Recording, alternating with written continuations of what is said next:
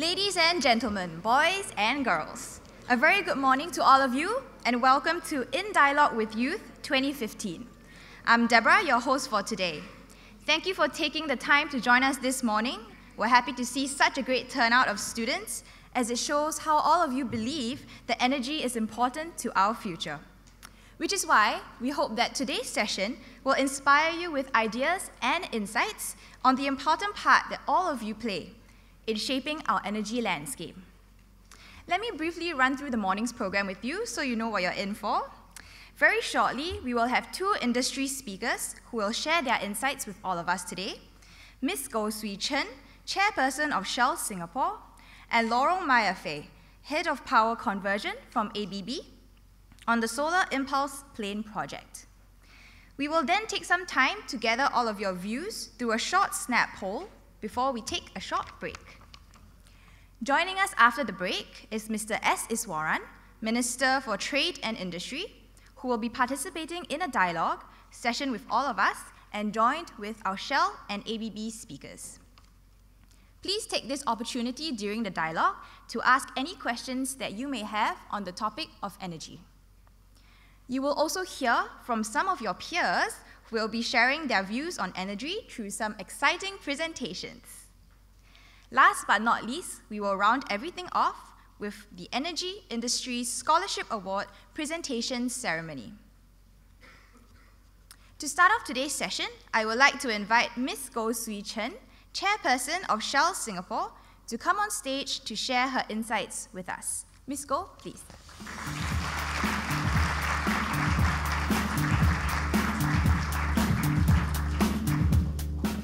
Good morning, everyone. How are you all feeling? I'm extremely energized to talk to you all this morning. You are a group of audience that I like to address. And why is that so? When I look at you, I have three children, by the way. They are 22, 20, and 17. And they challenge me all the time. I work for an oil and gas industry. They ask me questions. They hold me responsible for some of the things that are going on around the world. And I thought I have broad shoulders, but not that broad.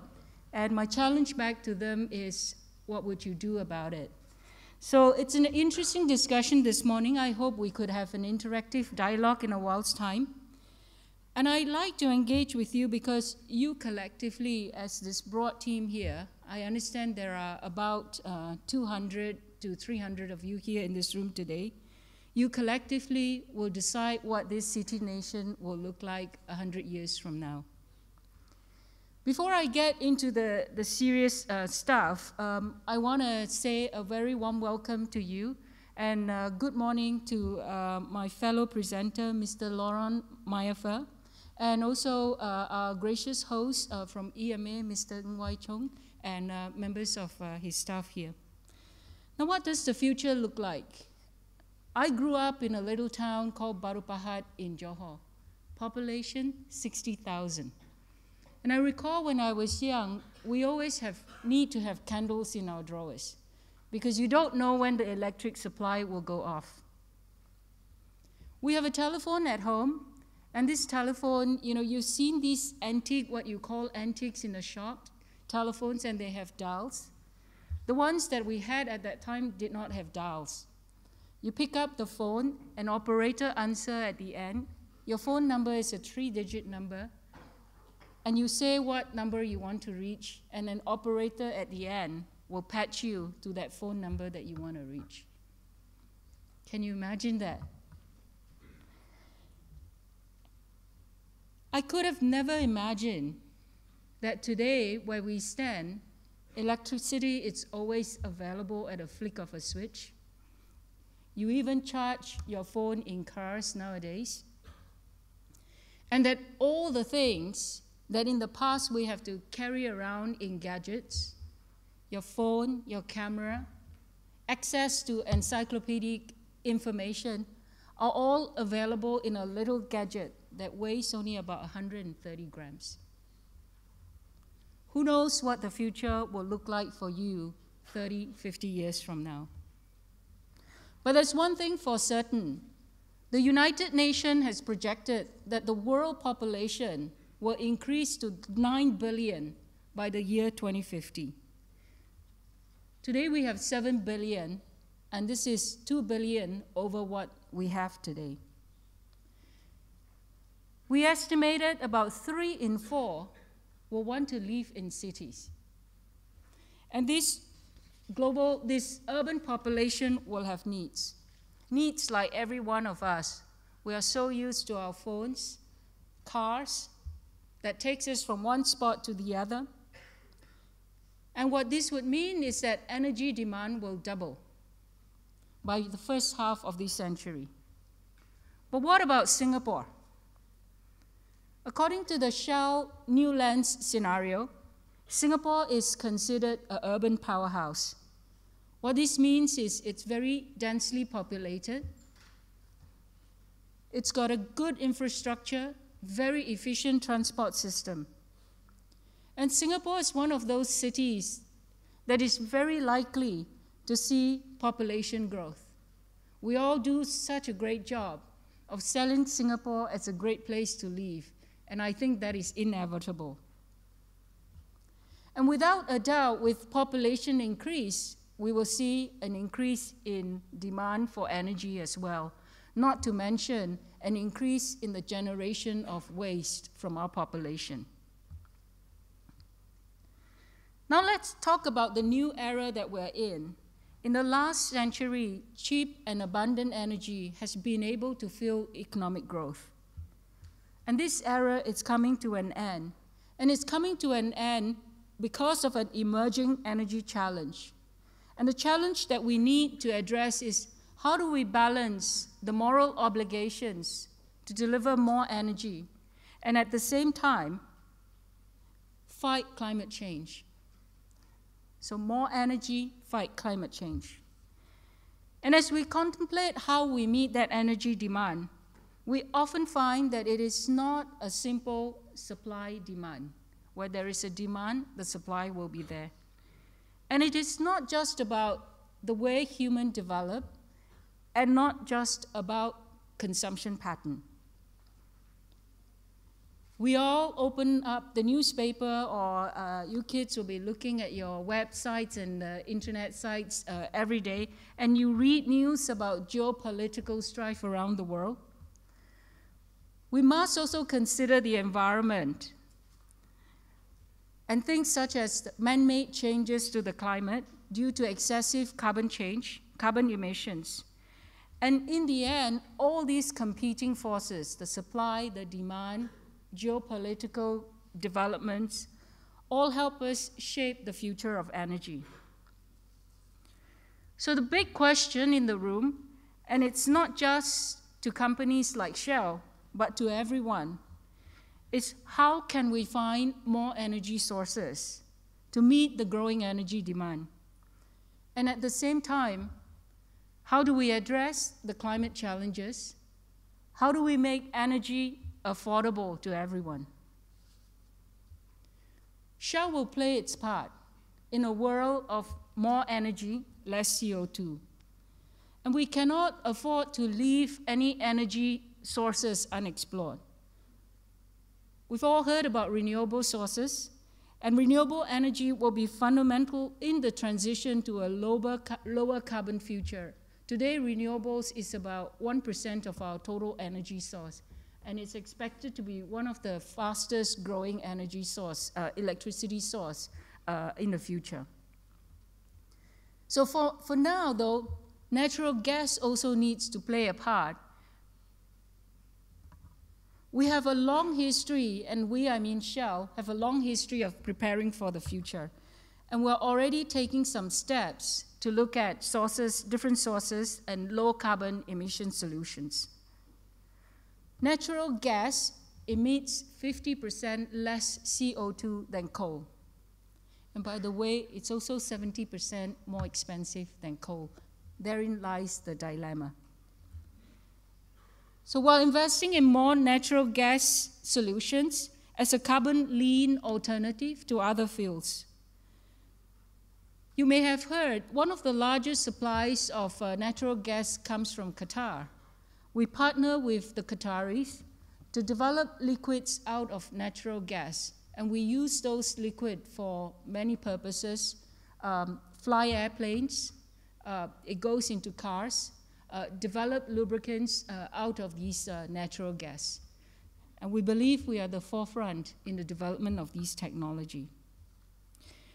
There is one thing you may have heard the news about the forming of a group, and this is a group of international oil companies, a group called Paying for Carbon, where we are engaging national governments to support development and implementation of carbon pricing mechanisms.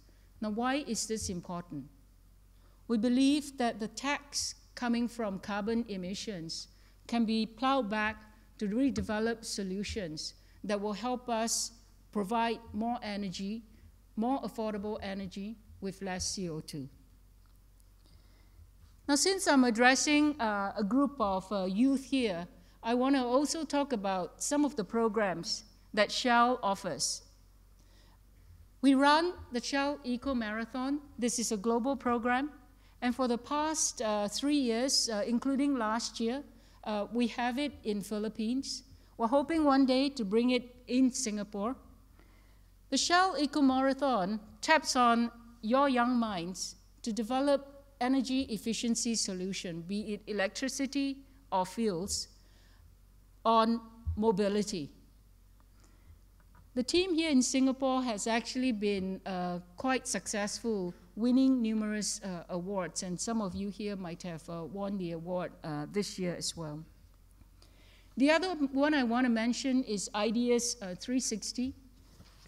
Ideas 360 encourages university students around the world to contribute ideas on anything ranging from the food, water, energy, nexus stress.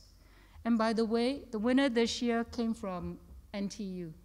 This is beating a group of international students from all around the world.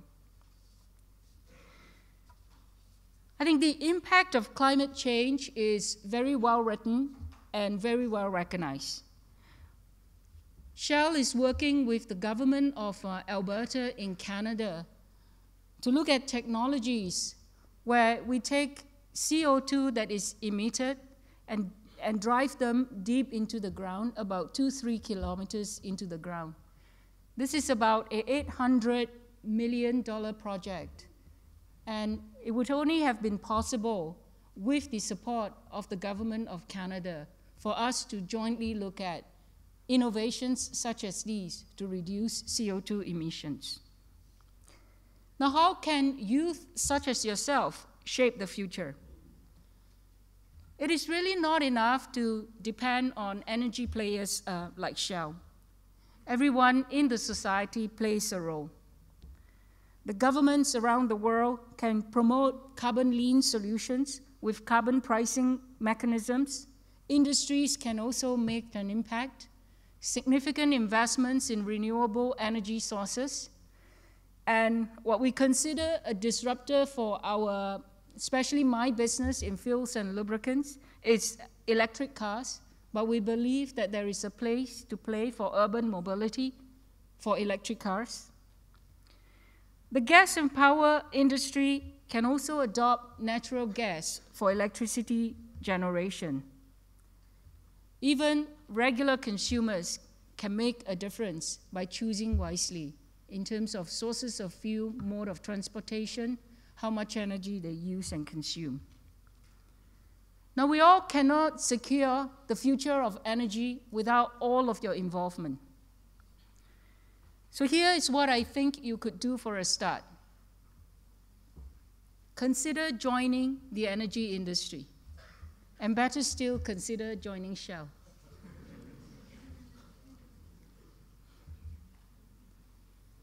We need you to be part of the innovative solution.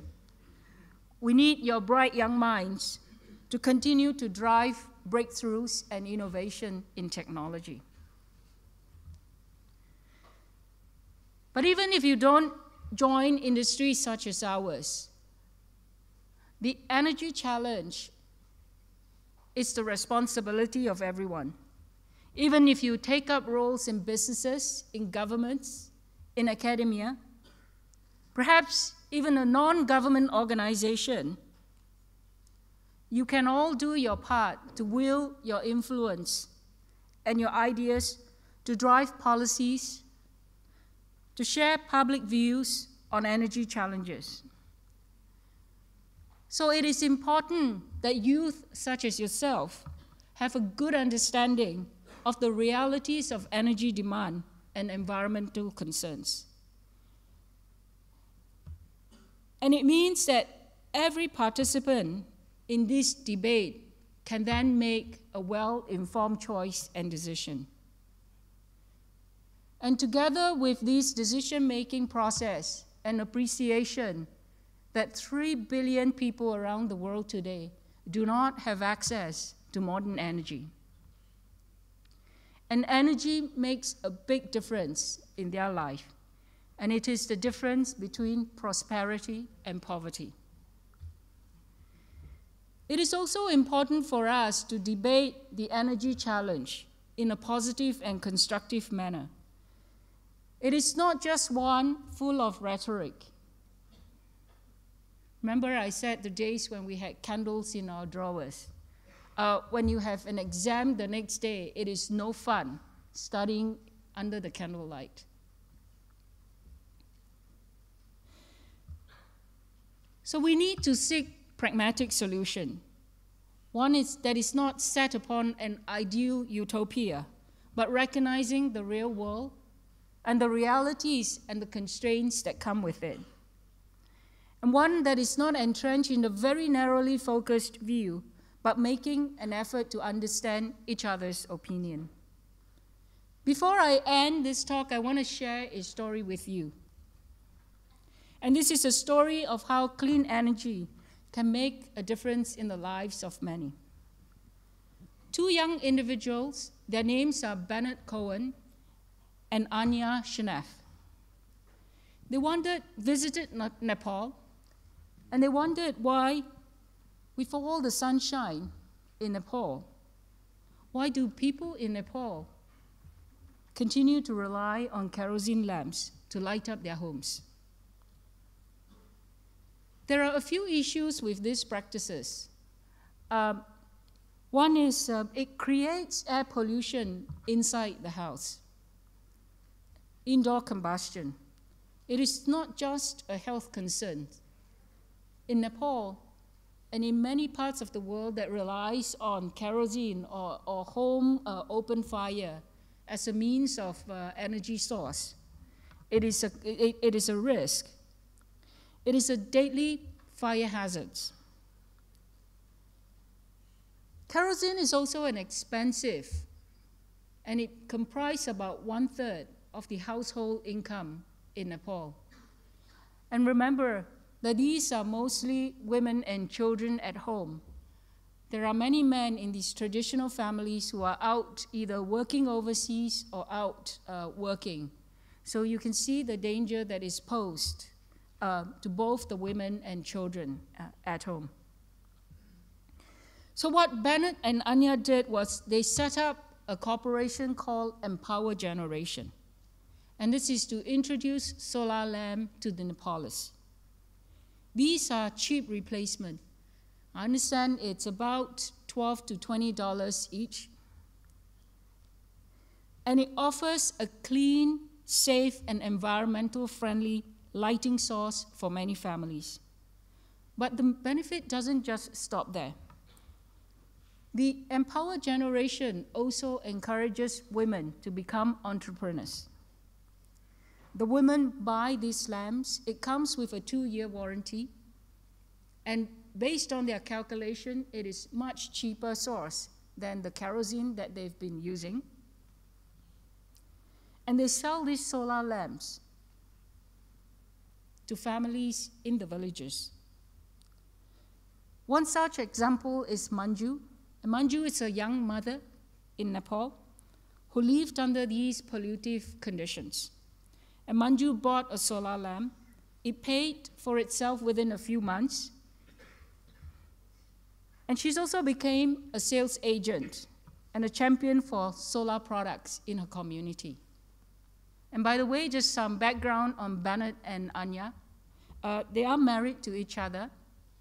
And Bennett was an intern. He was a graduate intern in Shell. And he now works for Shell Future Energy. So it could be you.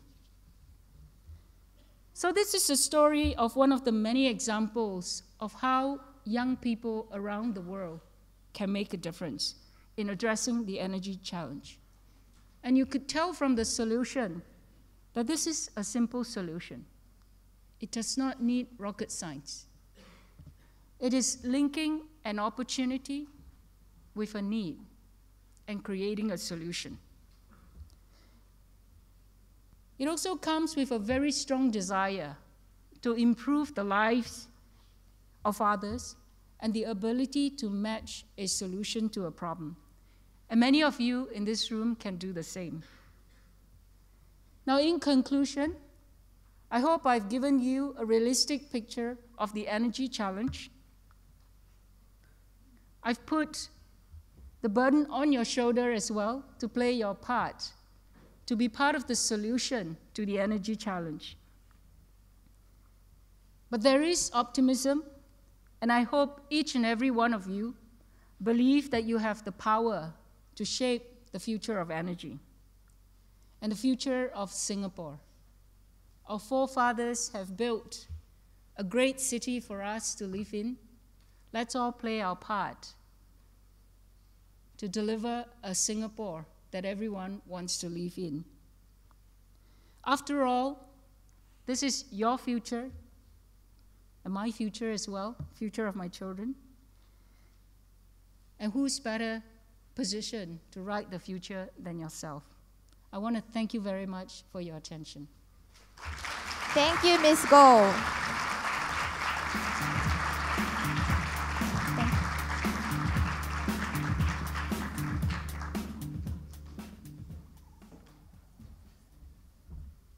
Thank you, Ms. Goh. It's been a really insightful session. I think you've really given us much to think about. Another round of applause for Ms. Goh, please.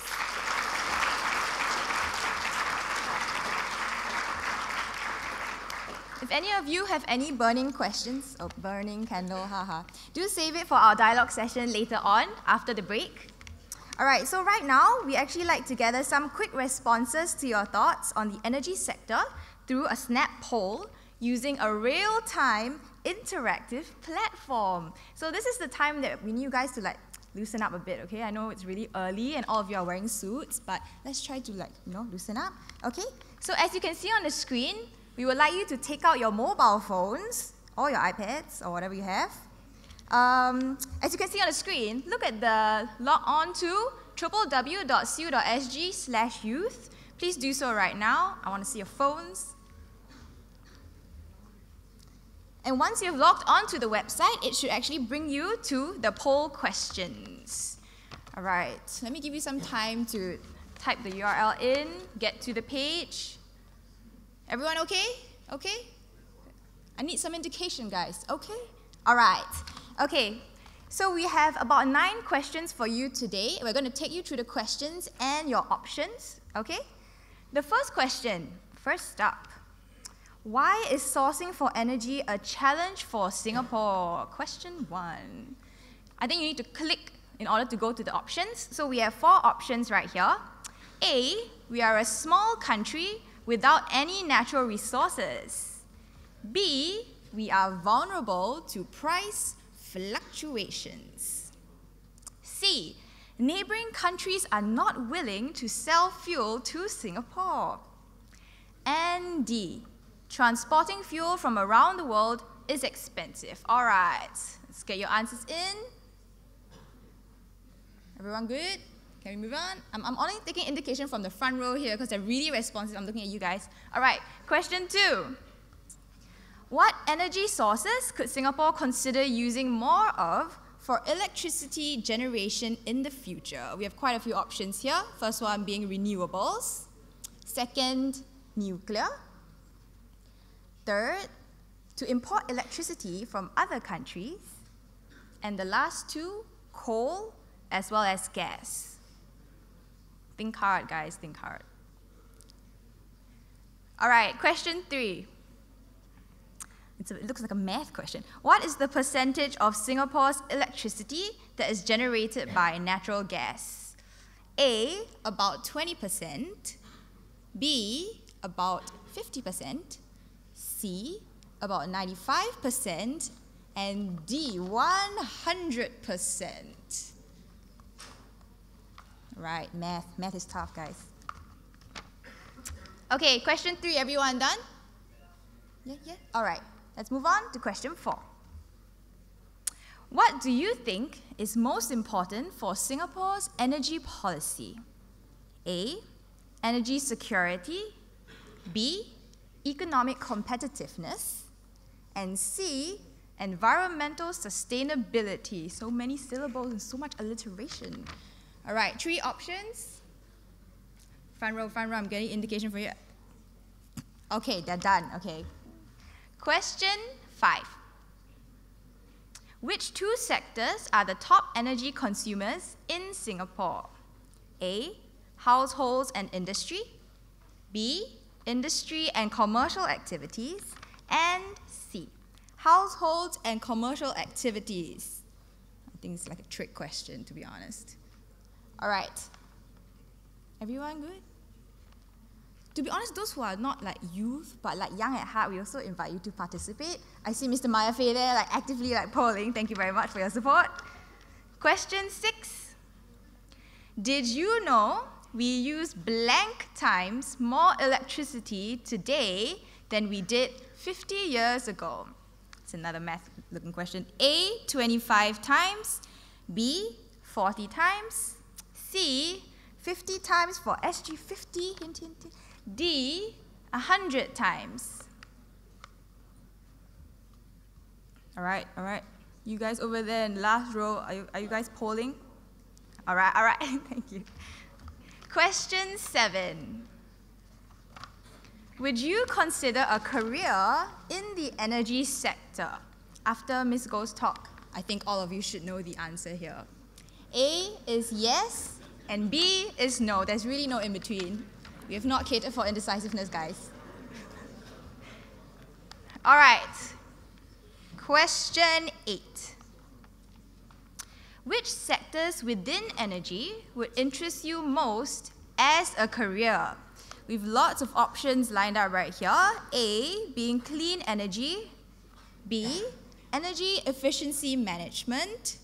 C, energy trading and financing. It's riveting. And D, oil and gas. Oh, and there's one more. E, power generation and utilities. Are y'all Googling for what these words mean? I can see you. Okay, question 9, which I believe is our last question for the SNAP poll. What will encourage you to choose a career in the energy sector? 4 options here. It's a practical question, okay? A, career progression. B, scholarship opportunities. C, good starting pay. And lastly, internship opportunities. Okay, I'm going to give you guys a while in case, some people have some technical difficulties. Is everyone good? Do we all have our answers in? Okay, only the first row is answering me, but they say yes. Okay, thank you everyone for participating in the polls. Now, okay, if you could put away your mobile phones, sorry. Because now we're actually going to invite our next guest, Mr. Laura Mayafe, Head of Power Conversion, Southeast Asia Regional Hub, ABB, on stage to give a presentation on the Solar Impulse Plane project. Mr. Mayafe, please.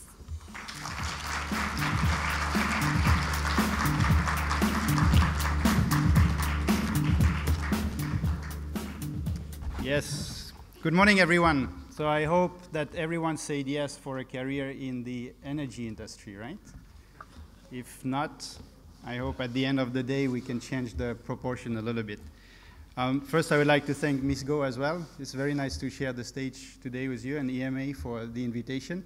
I'm very happy to have an opportunity to speak to you today and share with you what ABB as one company can do in the energy sector, especially for young engineers, and hopefully motivate you as well to join the energy industry. My background is a bit further than JB. I am coming from Switzerland, but this makes a good point that career in engineering allows you to travel around the world, see the world, and that's how I end up here today in front of you, motivating you to join as well and become like me, get a free jacket from my company.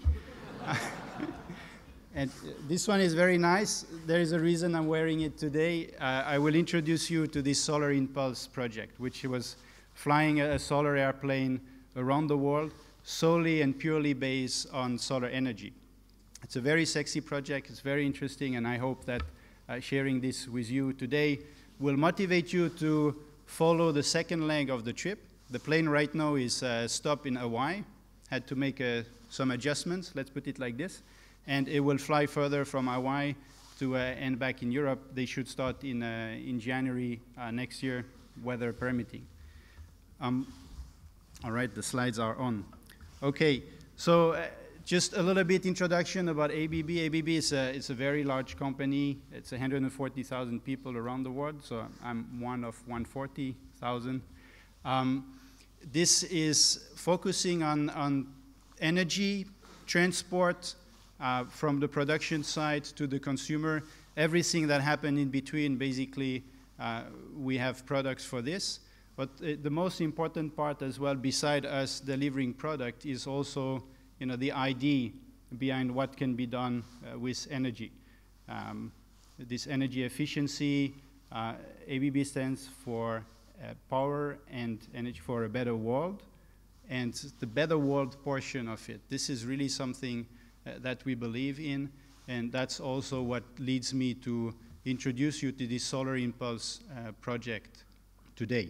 Because this is really about the idea that we have in finding a better world for all of you, and then once I retire, you step in, take my place, and continue to promote this. We need a better place to live in, and definitely technologies that are applied in this project will help us to do that. So if we go to the next slide. Oh, sorry. Next button. All right. Good.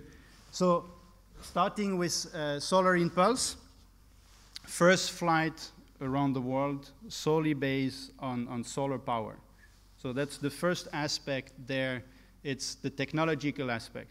So for ABB, there is, of course, an interest because sponsoring and participating in one of these projects is challenging us. The same way maybe if you see the electrical car outside trying to cross Australia solely based on electrical power, there are definitely challenges. I've seen picture yesterday of the car burning before it actually was shipped to Australia. So there are definitely big challenges. Luckily, our plane didn't burn before it took off. But the technical part of it is really the interesting bit for us. Beside, and that's the next big step, it's the promotion, the inspiration behind the idea. There's a lot of risk. There's a lot of challenges behind a project like this. It's not easy as a company to step forward and sponsor one of these projects, because in that particular case, there was really a risk that the plane would not make it, or the plane would crash at sea, for example. And today I'm happily wearing this jacket because the plane didn't crash, but if the plane had some incidents, for a company to put in energy, effort, and money in sponsoring a project like this, it's also risky, but that shows the commitment and the idea that we want to push forward, that we have to take those risks and we have to invest into this type of energy and this type of projects to make sure that we can move forward. The Solar Impulse Alliance is a set of different companies, and mostly the two